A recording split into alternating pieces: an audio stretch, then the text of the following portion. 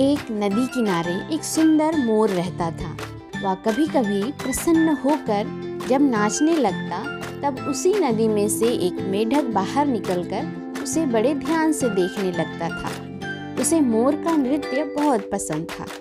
एक दिन मोर नृत्य कर रहा था और जब उसका नृत्य बंद हो गया तब उसे प्यास लगी। वह नदी किनारे पहुंच गया। उसने जैसे ही नदी का पानी पिया, मेढक ने उससे प्रश्न किया, मोर भाई, तुम्हारा नृत्य मुझे बहुत अच्छा लगता है। क्या मुझसे दोस्ती करना पसंद करोगे? मेंढक भाई, मैं जमीन में रहता हूँ और तुम पानी में तैरते रहते हो। हमारा साथ कैसे निभेगा? मैं तो जमीन और पानी दोनों पर रह सकता हूँ। मैं मछलियों के साथ तैर सकता हूँ और तुम्हारे साथ फुदक भी सकता हूँ। हाँ, लेकिन मुझे तुम्हारी तरह नाचना नहीं आता। अच्छा, तो जमीन पर आ जाओ। मोर की इतनी बात सुनते ही मेढक जोर से उछला और मोर के पास आ गया। उसकी कूद देखकर मोर को आनंद आ गया। उसने झट से मेढक के सामने दोस्ती का हाथ बढ़ा दिया। मेरा नाम राजा है, तुम्हारा नाम क्या है? मेरा नाम राणा है। राजा और राणा, हमारे नाम भी कितने मिलते जुलते हैं। अच्छी बात है दोस्त, आज से हमारी तुम्हारी दोस्ती का शुभारंभ हो रहा है। मैं तो यहीं आसपास रहता हूँ, अकेले उदास रहता हूँ। तुम मिल गए हो तो हमारी खूब अच्छी निभेगी। अच्छी बात है दोस्त। मेरा भी आज तक कोई दोस्त नहीं था। आज तुम मेरे दोस्त बन गए हो। इस बात की मुझे बहुत खुशी हो रही है। अब तो जब तुम मुझे आवाज दोगे तो मैं पानी से निकलकर तुमसे मिलने जरूर आऊंगा। मेढक राणा और मोर राजा की दोस्ती पक्की हो गई और वे रोज एक दूसरे से मिलने लगे।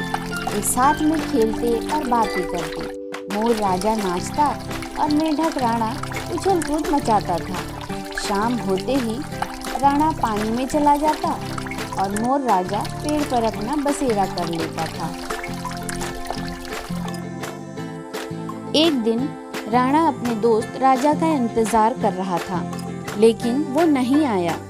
राणा चुपचाप वहां बैठ गया। उसने उछल कूद भी नहीं किया।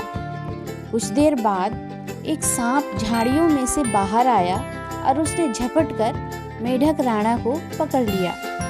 राणा अपने को बचाने के लिए छटपटा रहा था। बचाओ बचाओ बचाओ मेरे दोस्त। राजा, तुम कहाँ हो? मैं मुसीबत में हूँ। बचाओ बचाओ। राजा को जैसे ही राणा की आवाज सुनाई पड़ी, उसने एक पल की भी देरी नहीं लगाई और उड़कर राणा को बचाने पहुंच गया। राजा ने अपने चोंच से उस सांप पर वार किया। राजा की चोंच की मार से उस सांप को दिन में ही तारे नजर आने लगे। मेरे दोस्त को छोड़ दो वरना तेरी आंखें फोड़ दूंगा और जान भी ले लूंगा।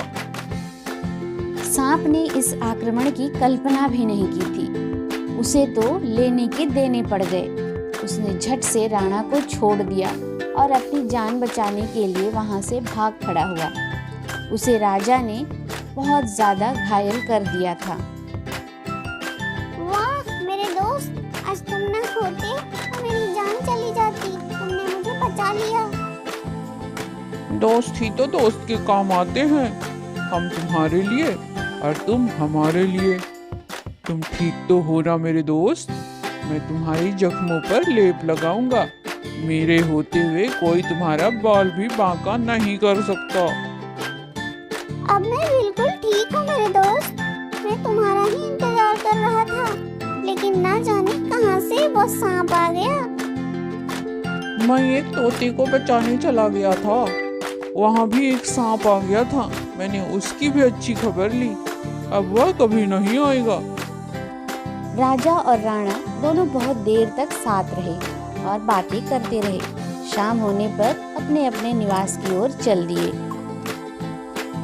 एक दिन राजा राणा से मिलने नदी किनारे पहुंच गया। उसी समय एक बंदर वहां पहुंच गया।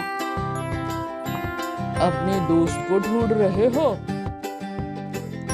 हाँ हाँ, उसे ही ढूंढ रहा हूँ। रोज तो यही मिलता है, कहाँ है वो? मेरे पास आओ, बताता हूँ। मोर जब बंदर के पास पहुंचा तो बंदर ने उसे पकड़ लिया। राजा ने बड़ी कोशिश की लेकिन बंदर के हाथ से छूट ना सका। आज मैं तुम्हें शेर के हवाले करूंगा और उससे शाबाशी और इनाम लूंगा। मुझे छोड़ दो, मैंने तुम्हारा क्या बिगाड़ा है? दोनों में बात चल ही रही थी। तभी मेढक राणा पानी में से किनारे पर आ गया। उसने अपने दोस्त राजा को बंदर के गिरफ्त में देखा तो उसका सर चकरा गया।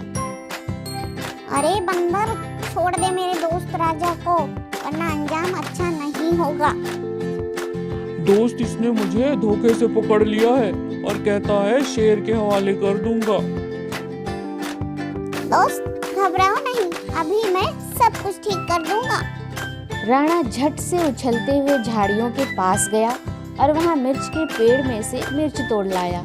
उसने दोनों हाथों में कटी हुई मिर्च ले ली और बंदर के ऊपर कूद गया। उसने दोनों कटी हुई मिर्च बंदर के आंख में लगा दिया। मिर्च का प्रभाव जैसे ही आंखों पे पड़ा, बंदर को बड़ी तेज जलन हुई और वो राजा को छोड़ चिल्ला उठा। हाय बाप रे, ये क्या हो गया? क्या कर दिया रे? हाय, ऐसा लगता है जैसे देख भी नहीं पाऊंगा। शेर को उपहार देने के चक्कर में मेरा ही बंटाधार हो गया। राजा बंदर से दूर अपने दोस्त राणा के साथ बैठकर तमाशा देख रहा था। बंदर आंखें बंद कर भागते हुए जंगल में चला गया। इस कहानी से हमें यह शिक्षा मिलती है कि संकट आने पर एक दूसरे की मदद युक्ति लगाकर करनी चाहिए।